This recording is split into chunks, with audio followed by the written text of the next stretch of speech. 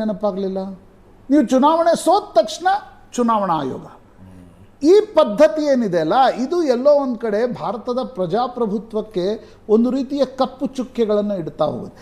ನಿಮ್ಮ ಬಳಿ ಏನಾದರೂ ದಾಖಲೆಗಳಿದ್ದಲ್ಲಿ, ನಿಮ್ಮ ಬಳಿ ಏನಾದರೂ ಟ್ಯಾಂಪರ್ ಮಾಡಿರ್ತಕ್ಕಂಥ ಎವಿಡೆನ್ಸಸ್ಗಳಿದ್ದಲ್ಲಿ ಕೋರ್ಟನ ಮೆಟ್ಲತ್ತಿ ನೀವು ಈಗ ಅವ್ರೇನು ಹೇಳಿದರು, ಶಿರ್ಡಿಯ ಯಾವುದೋ ಒಂದು ಬಿಲ್ಡಿಂಗಲ್ಲಿ 7,000 ಜನ ವೋಟರ್ಸ್ ಇದ್ದಾರೆ ಅಂತಕ್ಕಂಥದ್ದನ್ನು ಹೇಳಿದರು. ಯಾವ ಬೂತಲ್ಲಿದ್ದರು, ಏನಿದ್ರು? ನೀವು ಇಲ್ಲಿ ನೆನ್ನೆ ನಾನು ನ್ಯೂಸ್ ಅವರ್ನಲ್ಲೂ ಇದೇ ಪ್ರಶ್ನೆ ಕೇಳಿದ್ದು. ಈಗ ಮಹಾರಾಷ್ಟ್ರದಲ್ಲಿ total number of voters added in 6 months is equal to Himachal Pradesh total number of voters ಅಂತ. ಹಂಗಿದ್ದ ಮೇಲೆ ರಾಜಕೀಯ ಪಕ್ಷಗಳ ಕಾರ್ಯಕರ್ತರ ಹತ್ರ ಲೋಕಸಭಾ ಚುನಾವಣೆ ವಾರ್ಡ್ ವೈಸ್ ಮತದಾರರ ಪಟ್ಟಿ ಇದೆ, ವಿಧಾನಸಭಾ ಚುನಾವಣೆ ಬಂದಾಗ ಅದೇ ವಾರ್ಡಿನ ವಿಧಾನಸಭಾ ಚುನಾವಣೆ ಮತದಾರರ ಪಟ್ಟಿ ಇದೆ. ಯಾರ್ಯಾರು ಆ್ಯಡ್ ಆದರೂ ಯಾವ ಅಡ್ರೆಸ್ಸಿಗೆ ಆ್ಯಡ್ ಆಗಿದ್ದಾರೆ, ಫಿನಿಶ್ಡ್. ನೋಡಿ, ಈಗ ಚುನಾವಣಾ ಪ್ರಕ್ರಿಯೆಯ ಮುಂಚೆ ನಿಮಗದು ಶುರು ಆಗುತ್ತೆ ಎನ್ರೋಲ್ಮೆಂಟ್. ಚುನಾವಣಾ ಡೇಟ್ ಅನೌನ್ಸ್ ಆದ ತಕ್ಷಣ ಅದು ಮುಗಿದೋಗುತ್ತೆ, ಕರೆಕ್ಟ್ ಅಲ್ವಾ? ನೀವು ಆ ಸಂದರ್ಭದಲ್ಲಿ ಅಲ್ಲಿ ಯಾರು ಕ್ಯಾಂಡಿಡೇಟ್ ಇರ್ತಾನೆ, he will definitely go and approach returning officer. ಹಾಗಿರುವಾಗ ನೀವು 7,000 ಜನ ಇದ್ದಾರೆ, ನೀವು ಕಂಪ್ಲೇಂಟ್ ಮಾಡಿದ್ರಾ? ನಿಮಗೆ ಏನಂತಾರೆ, EVM ಮಷೀನ್ಸ್ಗಳ ಬಗ್ಗೆ ನೀವು ಸಾಕಷ್ಟು ಪ್ರಶ್ನೆಗಳನ್ನು ಎತ್ತಿದ್ರಿ, ಎಲ್ಲಿ ಕಂಪ್ಲೇಂಟ್ ಮಾಡಿದ್ರಿ? ಡ್ಯೂ ಪ್ರೊಸೆಸನ್ನು ಈಗ ಸುಪ್ರೀಂ ಕೋರ್ಟ್ ಹೇಳಿತ್ತಲ್ವಾ, EVM ಮಷೀನ್ಸ್ಗಳು ನಿಮ್ಗೆ ಟ್ಯಾಂಪರ್ ಮಾಡ್ತಕ್ಕಂಥ ನಿಮ್ಗಿದ್ರೆ ಬನ್ನಿ ಮಾಡಿ ಅಂತಕ್ಕಂಥದ್ದನ್ನು. ಅದು ಮಾಡೋಕ್ಕಾಗಲ್ಲ ಅಂತಕ್ಕಂಥದ್ದು ಪದೇ ಪದೇ ಸಿದ್ಧ ಆದ ಮೇಲೆ ನೀವು ಪ್ರತಿಯೊಂದು ಚುನಾವಣೆಯ ಗೆಲುವಿನ ನಂತರ ನಿಮ್ಗೆ ಇದು ನೆನಪಾಗಲ್ಲ. ಗೆಲುವಿನ ನಂತರ ಮಾರಲ್ ವಿಕ್ಟ್ರಿ, ಅವರನ್ನು ಸೋಲಿಸಿದ್ವಿ ಅಂತೀರಿ. ಸೋತ ತಕ್ಷಣ ಚುನಾವಣಾ ಆಯೋಗದ ಮೇಲೆ ಗೂಬೇಕು. ನನಗೆ ಚುನಾವಣಾ ಆಯೋಗವನ್ನು ಟೀಕಿಸಬಾರ್ದು ಅಂತ ನಾನು ಹೇಳಲ್ಲ. ಯಾರೂ ಕೂಡ ಟೀಕೆಗೆ ಅತೀತರಿಲ್ಲ. ಅಂದರೆ ಸುಪ್ರೀಂ ಕೋರ್ಟನ್ನು ಬಿಟ್ಟರೆ ಸುಪ್ರೀಂ ಕೋರ್ಟನ್ನು ವಿಮರ್ಶೆ ಮಾಡಬಹುದು, ಅದನ್ನೂ ಮಾಡಿದರು. ಮಹಾರಾಷ್ಟ್ರದ ಚುನಾವಣೆಯಲ್ಲಿ ಉದ್ಧವ್ ಠಾಕ್ರೆ ಮುಖ್ಯ ನ್ಯಾಯಮೂರ್ತಿಗಳ ಬಗ್ಗೆ ಪ್ರಶ್ನೆ ಯಾಕೆ ಆಗ ಮುಖ್ಯ ನ್ಯಾಯಮೂರ್ತಿಗಳದು ಉತ್ತರ ಕೊಡಬೇಕಾಯ್ತು. ಎಂದೂ ಮುಖ್ಯ ನ್ಯಾಯಮೂರ್ತಿಗಳು ಬಂದು ಟೆಲಿವಿಷನ್ ಚಾನಲ್ಗೆ ಇಂಟರ್ವ್ಯೂ ಕೊಡ್ತಿರ್ಲಿಲ್ಲ. ಅವ್ರು ಬಂದು ಉತ್ತರ ಕೊಟ್ಟು ಏನು ಹೇಳಿದರು, ಇಲ್ಲ ನಿಮ್ಗೆ ಯಾವಾಗ ಬೇಕೋ ಅವಾಗ ನಾನು ಬಂದು ಅಲ್ಲಿ ತೀರ್ಪನ್ನು ಕೊಡಲಿಕ್ಕೆ ಅವಕಾಶ ಇರಲ್ಲ ಅಂತಕ್ಕಂಥದ್ದನ್ನು ಹೇಳಿದರು. ಹಾಗಿರುವಾಗ ನೀವು ಚುನಾವಣಾ ಆಯೋಗದ ಬಗ್ಗೆ ಪದೇ ಪದೇ ಈ ಪ್ರಶ್ನೆಗಳನ್ನು ಏನು ಕೇಳ್ತಿದ್ದೀರಿ? ಯಾವ ಫುಲ್ ಪ್ರೂಫ್ ವ್ಯವಸ್ಥೆ ಇದೆ? ಹಾಗಾದರೆ ನೀವು ಬ್ಯಾಲೆಟ್ ವಾಪಸ್ ಹೋಗ್ತಕ್ಕಂಥದ್ದು ಫುಲ್ ಪ್ರೂಫಾ?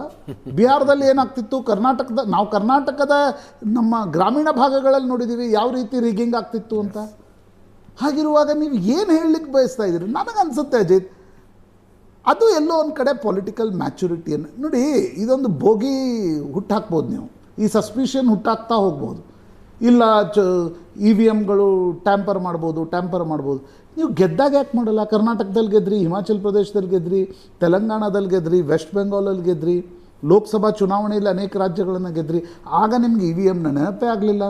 ಸೋತ ತಕ್ಷಣ ಸೋಲಿನ ಹೊಣೆಯನ್ನು ಹೊರುವುದನ್ನು ರಾಹುಲ್ ಗಾಂಧಿ ಕಲಿಬೇಕು ಅಂತ ನನಗನ್ಸುತ್ತೆ. That is political, taking responsibility politically. ನೀವು ಅದಕ್ಕೆ ಅಕೌಂಟಬಿಲಿಟಿ ನೀವು ಫಿಕ್ಸ್ ಮಾಡ್ಕೋಬೇಕು. ಅದು ಬಿಟ್ಟು ಪ್ರತಿ ಬಾರಿ ಸೋತಾಗ ನೀವು ಚುನಾವಣಾ, ದ್ಯಾಟ್ ಈಸ್ ಈ soft target, very easy target. ಯಾಕಂದರೆ ಚುನಾವಣಾ ಆಯೋಗ ನಿಮ್ಗೆ ಉತ್ತರ ಕೊಡೋಲ್ಲ.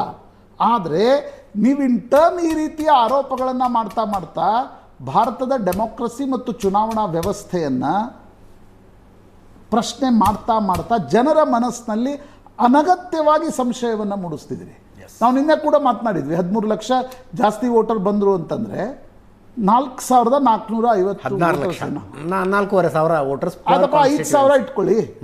ನಿಮಗೆ 288 ಮಹಾರಾಷ್ಟ್ರದ ಕಾನ್ಸ್ಟಿಟ್ಯೂನ್ಸಿಯಲ್ಲಿ ಎಷ್ಟು ವೋಟಿನಿಂದ BJP ಎಲ್ಲವೂ 4,400 ವೋಟ್ನಿಂದ 5,000 ಅಂತರದಿಂದ ಗೆದ್ದಿದೆ. ಆಮೇಲೆ ಈ ವೋಟ್ ಡಿಫ್ರೆನ್ಸ್ ಏನಿದೆಯಲ್ಲ, ನಿನ್ನೆ ಕೂಡ ನಾವು ಮಾತನಾಡಿದ್ವಿ ಅಜಿತ್. ಈಗ 83, 84, 85 ಕರ್ನಾಟಕದ ಉದಾಹರಣೆ ತೆಗೆದುಕೊಳ್ಳಿ. ಲೋಕಸಭೆಯಲ್ಲಿ ಜನ ಇಂದಿರಾ ಗಾಂಧಿ ಹತ್ಯೆ ನಂತರ ಬೇರೆ ವೋಟಿಂಗ್ ಮಾಡಿದರು, ರಾಮಕೃಷ್ಣ ಹೆಗಡೆಗೆ 85ರಲ್ಲಿ ಬೇರೆ ಮಾಡಿದರು. 2003 and 4, 2003ಯಲ್ಲಿ ಮಧ್ಯಪ್ರದೇಶ್, ರಾಜಸ್ಥಾನ್, ಛತ್ತೀಸ್ಗಢದ 3 ಚುನಾವಣೆಗಳು. ರಾಜಸ್ಥಾನದಲ್ಲಿ ವಸುಂಧರಾ, ಮಧ್ಯಪ್ರದೇಶದಲ್ಲಿ ಉಮಾಭಾರತಿ, ಛತ್ತೀಸ್ಗಢದಲ್ಲಿ ರಮಣ್ ಸಿಂಗ್ ಮುಖ್ಯಮಂತ್ರಿ ಆದರು. ಅದಾದ 6 ತಿಂಗಳಲ್ಲಿ ಇಂಡಿಯಾ ಶೈನಿಂಗ್ ಚುನಾವಣೆಗಳಲ್ಲಿ BJP 3 ಕಡೆ ಲಾಸನ್ನು ಮಾಡಿಕೊಳ್ತು. ಭಾಳ ದೂರ ಬೇಡ, 2018, 19, 18ರ ಡಿಸೆಂಬರ್ನಲ್ಲಿ ಇದೇ ರಾಜಸ್ಥಾನ್, ಛತ್ತೀಸ್ಗಢ, ಮಧ್ಯಪ್ರದೇಶ್ ರಾಜಸ್ಥಾನದಲ್ಲಿ ಅಶೋಕ್ ಗೆಹ್ಲೋಟ್ ಬಂದರು, ಮಧ್ಯಪ್ರದೇಶದಲ್ಲಿ ಕಮಲ್ನಾಥ್ ಬಂದರು, ಛತ್ತೀಸ್ಗಢದಲ್ಲಿ ಭೂಪೇಶ್ ಬಘೇಲ್ ಬಂದರು. ಅದಾದ ನಂತರ 6 ತಿಂಗಳ ಚುನಾವಣೆಗಳಲ್ಲಿ ಏನಾಯಿತು? ಮತ್ತು ಈ ವೋಟ್ ಪರ್ಸೆಂಟೇಜ್ ಡಿಫ್ರೆನ್ಸನ್ನು ನೀವು ಆರ್ಗ್ಯುಮೆಂಟ್ನಲ್ಲಿ ಇಡೋಕ್ಕಾಗಲ್ಲ. ಯಾಕಂದರೆ ಲೋಕಸಭಾ ಚುನಾವಣೆಯಲ್ಲಿ ವೋಟ್ ಪರ್ಸೆಂಟೇಜ್ ರಿಲೇಟಿವ್ಲಿ ಎವರೇಜ್ ಕಡಿಮೆ ಇರುತ್ತೆ. ಯಾಕಂದರೆ ದೊಡ್ಡ ಚುನಾವಣೆ ಆಗಿರೋ ಕಾರಣದಿಂದಾಗಿ. ವಿಧಾನಸಭೆಯಲ್ಲಿ ಸ್ವಲ್ಪ ಜಾಸ್ತಿ ಇರುತ್ತೆ, ಜಿಲ್ಲಾ ಪಂಚಾಯತ್ನಲ್ಲಿ ಇನ್ನೂ ಜಾಸ್ತಿ ಇರುತ್ತೆ, ತಾಲೂಕ್ ಪಂಚಾಯತ್ನಲ್ಲಿ, ಗ್ರಾಮ ಪಂಚಾಯತ್ ಚುನಾವಣೆಗೆ ಹೋದರೆ ನಿಮ್ಮ 90-95 ದಾಟುತ್ತೆ.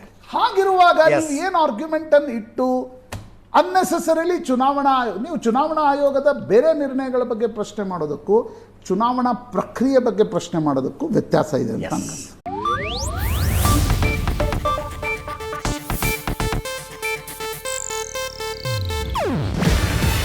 ಇದು ಏಷ್ಯಾನೆಟ್ ನ್ಯೂಸ್ ನೆಟ್ವರ್ಕ್ ಪ್ರಸ್ತುತಿ. ನೀವು ನೋಡ್ತಿದ್ದೀರಾ ಏಷ್ಯಾನೆಟ್ ಸುವರ್ಣ ನ್ಯೂಸ್.